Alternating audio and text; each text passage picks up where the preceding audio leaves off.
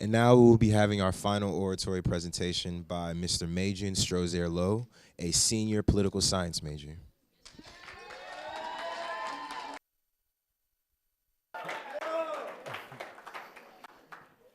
Good evening. Good evening. We want freedom. We want the power to determine the destiny of our black community.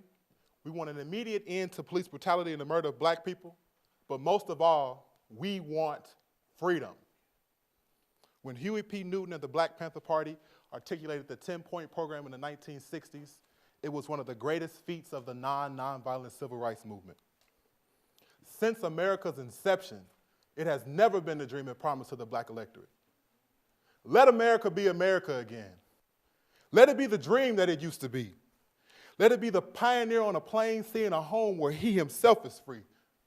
America was never America to me. Langston Hughes said that in 1938, but it rings so true today. Black people have composed a plan for our cultural agenda. The problem has always been that this agenda has been seen as too radical or a form of reverse racism by those who are supposed to be received by. If African Americans today were to establish a cultural agenda for our future progress, it should be expected that black men and women are paid the same as their white counterparts across the board. It should be mandated that urban and public school districts and HBCUs are better equipped and better funded to serve the black community, and that black culture is always accepted and never appropriated. We know the statistics about black dollars. We know them all too well. We know that on average, black men earn 87 cents for every dollar every white man earns. And Judge Grady, you know that it's worse for black women. Black women earn roughly 63 cents for every dollar that every white man earns. And there has been no progress in this change since 1980. Black women have often been said to be the most educated group of people in this country. The most educated group of people in this country. So why is it today that the median salary for a black woman with a PhD is equivalent to a white man with a high school diploma? That doesn't make any sense. That's a change that we have to work for. We must create an environment where black employees can build coalitions and produce work that benefits their company as an entire body and not an isolated population within their workforce.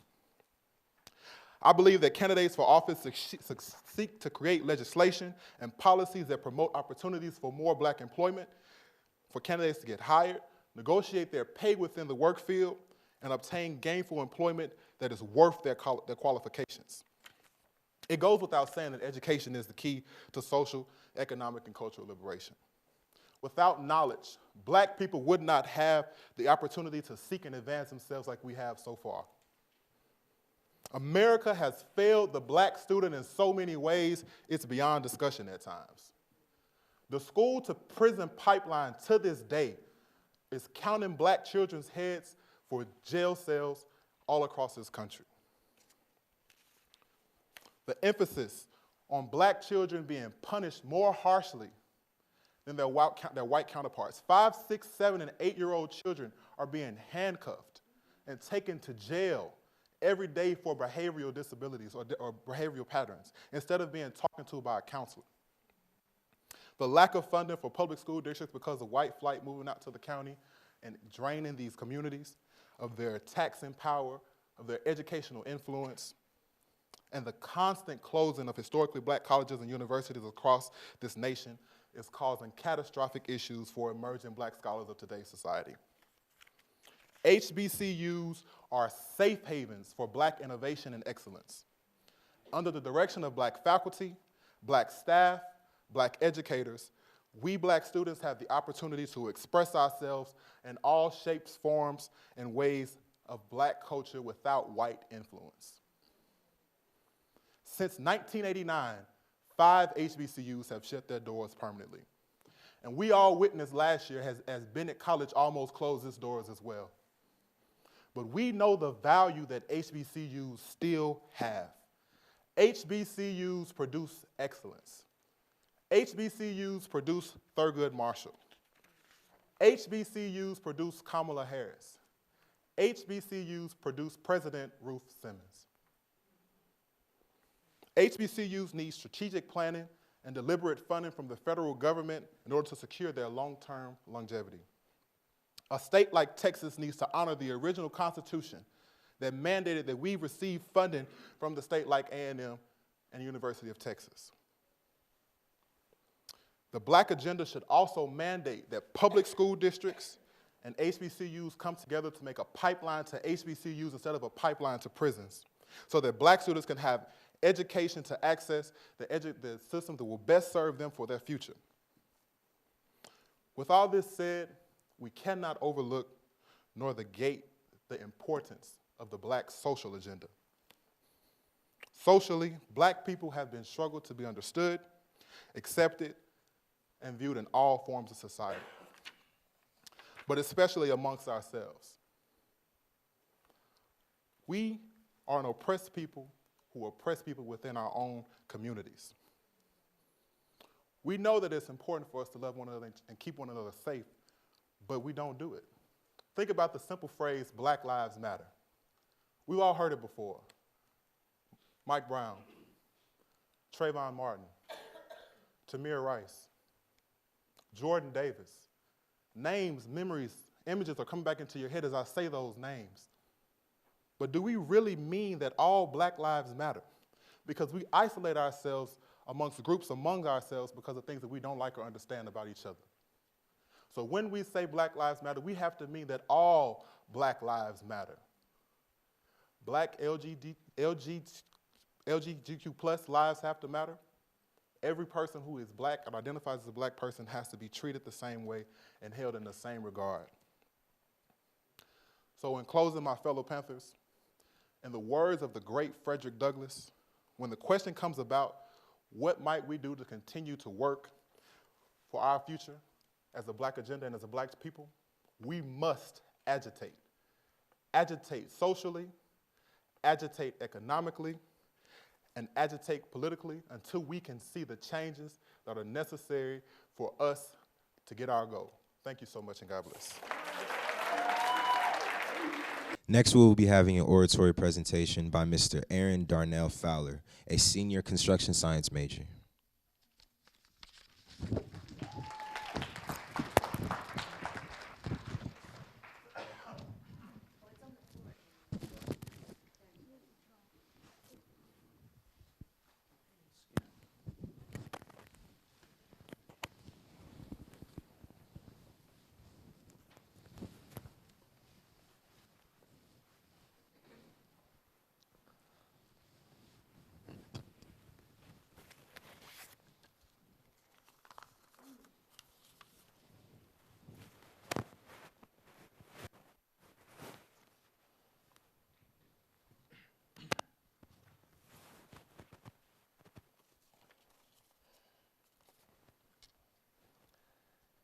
In the enlightening words of notable social activist Gloria Steinem, you can have the strongest man, you can have the weakest man, and you can have the richest man, and you can have the poorest man. And when those two people are in the voting booth, the scales of power are balanced. Good evening. I would be remiss if I didn't express my appreciation as well as my gratitude for being chosen to participate in this competition. Voting, the theme here tonight. But I'd like to take a step back and look at the power of the vote and how it pertains to our way of life. For example, I am currently in a position of power. I have the microphone, I'm on stage. So you, young lady, what's your name? Shh, shh, shh, shh. No, you with the sweater on, what's your name? You see that right there? That timidness. Now, he's not afraid of me or afraid to answer, but maybe discouraged because he feels his voice doesn't have that much power. People, we have got to stop allowing ourselves to be silenced so easily. If there was no power in voting, they wouldn't do so much to suppress it. It wouldn't be so many unnecessary obstacles in our way. Obstacles such as the grandfather clause, where if your grandfather didn't vote, then you couldn't vote. And you know very well your grandfather could have possibly been a slave. Or literacy tests, where you had to take a test in order to see if you were educated enough to vote. And as we all know, it was illegal to even teach a Negro to read and write. So here you are trying to take this literacy test, and you don't even have an education. Education should be used to liberate the mind, not to mold it towards some arbitrary architectural shape. And even more notable, the 1979 Supreme case, where 5 gentlemen sued the county for not allowing Prairie View A&M University students to vote, something we're still dealing with today. Dr. Reverend Martin Luther King Jr. said, "You have the moral responsibility to vote."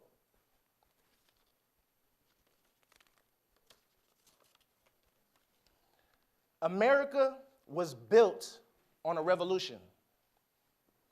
Now, when people think of the word revolution, they immediately go towards violence.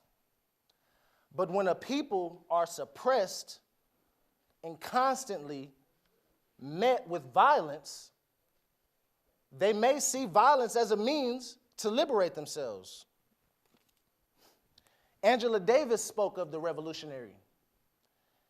And she said it's simply someone who wants to change the nature of society in a way that promotes a world where the interests and the needs of the people are met.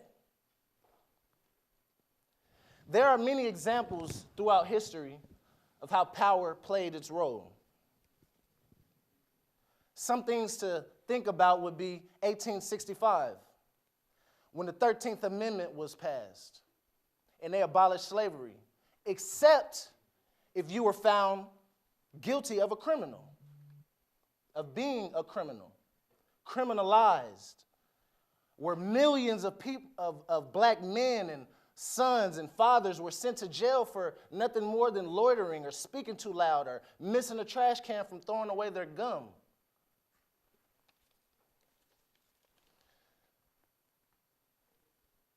And now you are property of the state. Or 1868, the 14th Amendment, which brought about citizenship. Seeing now how we have to even fight to be human, to be considered human, looking back to the 3/5 Compromise. Or 1868, the 15th Amendment, which finally allowed us the right to vote. And it seems as though the right to vote would be some of those inalienable rights that they spoke about in the preamble, in the Constitution. And it brings me all the way to 1965, when Lyndon B. Johnson signed the Voting Rights Act that finally cut through all this red tape and these unnecessary obstacles placed before us throughout time. And even more notably, 2020, here we are here today. And they just passed a voter's ID law where you can use your gun permit to register to vote, but you cannot use your college ID. Now, that doesn't make sense to me, and it doesn't seem fair. 150 years we've been dealing with that. 150 years. So I say to you people, my people, speak up. Speak up if you see injustice in your community. Speak up. Speak up if you feel as though you have knowledge that ought to be taught to the masses. Speak up. Speak up because your voice matters and it needs to be heard. Thank you.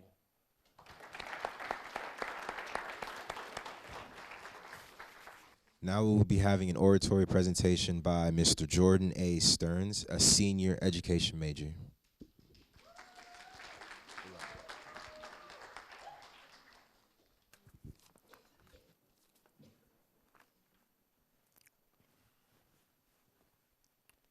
Stripped from my homeland, taken to a foreign country, told I have to live by your way of living and just deal with it. From the moment those people decided to bring us to a new land, treat me like animals, make me work day in and day out for the rest of my lives, the problems for my people, now the African American, began. For decades, the next generation used the trials and tribulations of the past to help mold the future. Inequalities have been around for centuries for the African who happens to be in America. Education, economical, and social inequalities are all a part of the game, and we just so happen to be the players.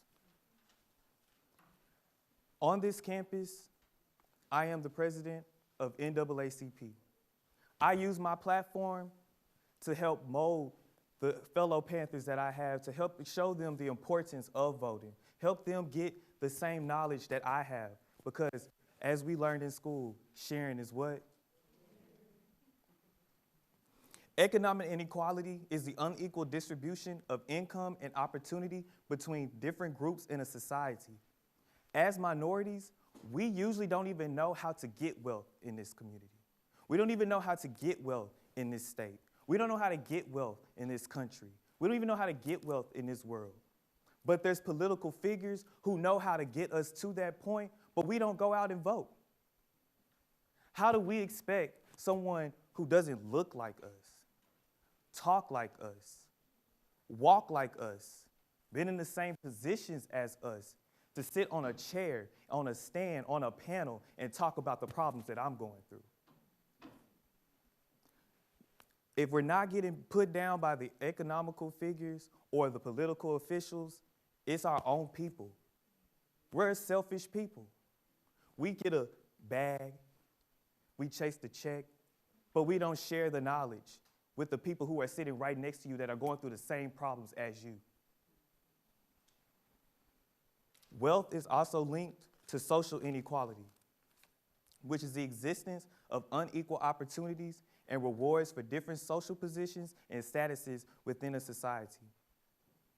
The thoughts of present-day Americans has put the statuses and social classes of minorities in the hands of non-minorities, which brings me back to my point of, if they don't look like you, talk like you, walk like you, or been in your situation, how do you expect them to represent you?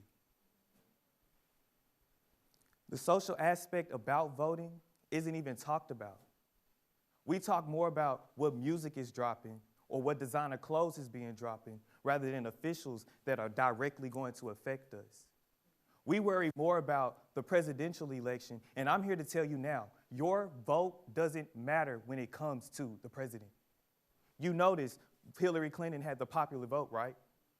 But who's in office now? Your vote matters when it comes to those state and local elections, the ones who directly affect you, your city, your town, your state. Voter education isn't even talked about in school. As a future educator, I plan to push voting into my classroom. I plan to do voting with class assignments. Who's going to be the line leader today? Random stuff so they understand, because any educator in here knows that strong cognitive and non-cognitive skills are essential for students in school and also beyond. I'm gonna say that one more time. Strong cognitive skills are essential in school and also beyond. Meaning that if I don't put that political influence in my students' ears as second graders, third graders, fourth graders, how do I expect them when they're 18 and they're old enough to go vote to know what to look for, know who to vote for, know what these officials are telling them? A child that starts behind stays behind. But I don't want that for my people anymore. We've had enough of that. We've had where we were always the last string. We've had where we were always at the bottom of the totem pole. We had where we were at the low end. I want my future descendants to be children who start ahead and stay ahead. When we think about voting, socially, I want it to be discussed at the table. Socially, I want it to be discussed between the younger generation, because the newer generation is what's going to mold the newer generation that comes in, taking those trials and tribulations of that older generation and using them to help mold the future. Officials, vote for officials who are working to make the statuses of all social statuses higher, not just one that's already at the top. Introduce voting into the school system, because students, not even students, children are the future. And if we don't put the right materials in their brain, they won't know how to use it in the future. As I stated before, the newer generations use the trials and tribulations of those older generations to help mold the future. And a wise man once told me that there's a difference between elders' criticism and elders' wisdom. Criticism is when the older generation sees the problem, assesses the problem, but complains about the problem. While wisdom is when the elder sees the problem, assesses the problem, pulls that newer generation in, gives them the tools so they can go out on their own and help mold and make a change. When I point to you, I want you to say vote, and I'm going to continue this statement. Vote. Because my ancestors died for it. Vote. Because your ancestors marched for it. Vote. Because our ancestors lived through it. Vote to be that change. Help mold the future. Thank you.